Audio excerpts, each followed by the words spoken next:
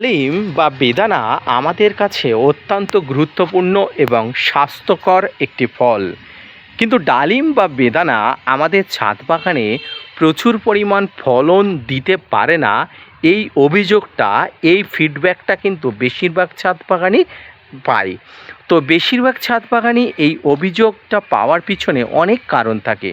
তো আসুন আজকের ভিডিও থেকে আমি দেখাবো অবশ্যই ডালিম বা আনার গাছের সঠিক পরিচর্যার মাধ্যমে গাছ ভর্তি ঝাঁকে ঝাঁকে ফুল আনানো এবং ফুল আনানোর আগে আপনার যে পরিচর্যা সম্পর্কে বিন্দু পরিমাণ যে জ্ঞান, সেই জ্ঞান কতটা আছে বা সেই জ্ঞানকে কতটা কাজে লাগাতে পারছেন, আসুন আজকের ভিডিও থেকে জেনে নিন।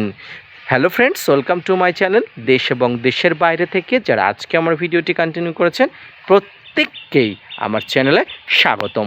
তো ভিডিওটি মনোযোগ সহকারে দেখতে থাকুন।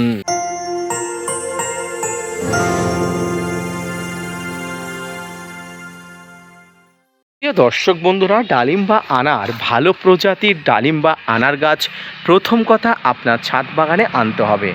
এই ভালো প্রজাতির ডালিম বা আনার গাছ যদি আপনি আপনার ছাদ বাগানে আনতে পারেন, বসাতে পারেন, তাহলে প্রচুর পরিমাণ ফলন কিন্তু আমি দেখাতে পারবো, প্রচুর পরিমাণ ফলন কিন্তু আপনিও দেখতে পারবেন।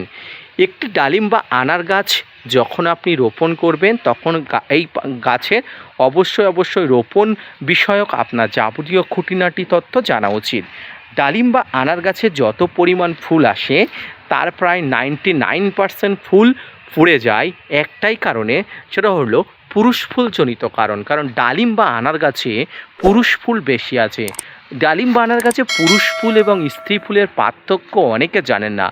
যে ফুলটা, এই যে ফুলটা দেখতে পাচ্ছেন, যে ফুলে নিচের দিকে অর্থাৎ পিছনের দিকে ঘট আকৃতির নেই, সেই ফুলটাকে পুরুষ ফুল বলা হয়।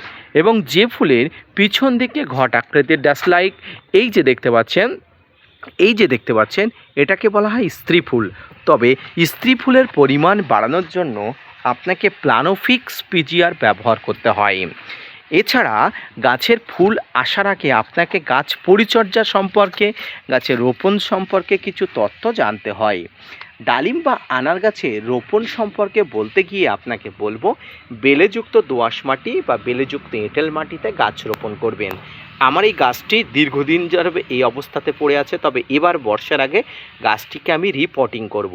এবং গাছের গোড়ায় প্রতি 2.5 থেকে 3 মাস অন্তর অন্তর সঠিকভাবে খাবার আপনাকে দিতে হবে।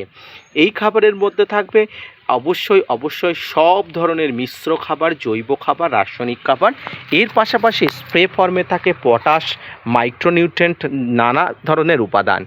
এই উপাদানগুলো খেয়ে গাছ যখন বড় হবে এবং গাছের বয়স যখন 2 বছর হবে, তখন অবশ্যই আপনার ছাদ বাগানে ডালিম বা আনার গাছের ফুল আসবে। ডালিম বা আনার গাছের হ্যান্ড পলিনেশন করার কি কোনো দরকার আছে? অনেকে বলেন। এক্ষেত্রে বলবো, কোনো প্রকার হ্যান্ড পলিনেশন করার দরকার নেই।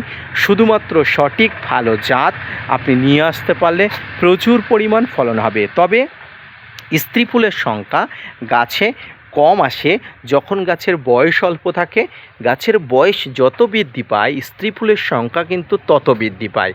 তাই আমার গাছে ফুল ঝরে পড়ছে, আমার গাছে ফুল আসলেও ঝরে পড়ছে, এমন মন্তব্য বা এমন কমেন্টস যারা করেন, দয়া করে গাছের বয়স সম্পর্কে আপনি অবশ্যই জানুন এবং আপনার গাছটিও একদিন প্রচুর পরিমাণ ডালিম বা আনার দিতে সক্ষম হবে যখন গাছ আরও বেশি পরিপক্ক হবে। এক কথায় গাছটি যখন আরও বেশি বয়স্ক হবে। তবে ছোট গাছেও ফুল হচ্ছে, ছোট গাছেও প্রচুর ফল হচ্ছে, এটা কিন্তু প্রমাণিত। ছোট গাছে যে ফুল হয় না এমনটা একদমই বলা যায় না সম্মানীয় দর্শক। তাই সঠিকভাবে খাবার, সঠিক পরিচর্যার মাধ্যমে আপনাকে ডালিম বা আনার গাছের বয়স্ক করে তুলতে হবে, পরিণত করে তুলতে হবে। গাছের সঠিক পরিমাণ কীটনাশক, ফাঙ্গিসাইড, মাইক্রোনিউট্রিয়েন্ট বা অনুখাদ্য সব উপাদানগুলো দিয়ে গাছে সুস্থ রাখতে হবে। ফুল আসার আগে গাছে পটাশ, বোরন দিতে হবে। ফুল আসার পরেও এটি একবার রিপিট করতে হবে। এর পাশাপাশি ফাঙ্গিসাইড তো গাছে ব্যবহার করার প্রয়োজনীয়তা অবশ্যই থাকে। একটি ভালো প্রজাতির ডালিম বা আনার গাছ যদি আপনি আপনার ছাদ বাগানে রোপণ করে পরিচর্যা করে রাখতে পারেন, তাহলে অবশ্যই আপনার গাছটিতে ফল দিতে সক্ষম হবে সেই গাছটি। তাই আপনার ছাদ বাগানে যদি সঠিক জাতের একটি ডালিম বা আনার গাছ থেকে থাকে, পরিচর্যা করার মাধ্যমে আপনি গাছটাকে বড় করে তুলুন, দেখবেন একদিন গাছটি আপনার সমস্ত কষ্টের সার্থকতা এনে দেবে। সম্মানীয় দর্শক, প্রিয় শ্রোতা বন্ধুরা, তাই ছাদ বাগানে ডালিম বা আনার গাছ থাকলে অবশ্যই ভালোভাবে পরিচর্যা করুন এবং বর্তমানে হাইব্রিড বা উন্নত প্রজাতির নানা ধরনের ডালিম বা আনার গাছ পাওয়া যায়, সেগুলো নিয়ে এসে পরিচর্যা করুন। ডালিম বা আনার গাছ সম্পর্কিত যদি কোনো পরিচর্যা নিয়ে কোনো প্রশ্ন থেকে তাকে জানতে চান, অবশ্যই আমি পরবর্তী কোনো ভিডিওতে জানাবো। আজকের ভিডিওটি শুধুমাত্র এই পর্যন্ত, এবং আজকের ভিডিওটি কতটা উপকৃত হয়েছে আপনাদের ফিডব্যাক দ্বারাই বুঝতে পারবো। তাই অবশ্যই হ্যাঁ কী হলো, তাই অবশ্যই ফিডব্যাক জানাবেন, এবং আপনাদের সমস্ত ফিডব্যাকের উপর নির্ভর করে পরবর্তী কোনো ভিডিও বানানোর জন্য আগ্রহী হব। ধন্যবাদ।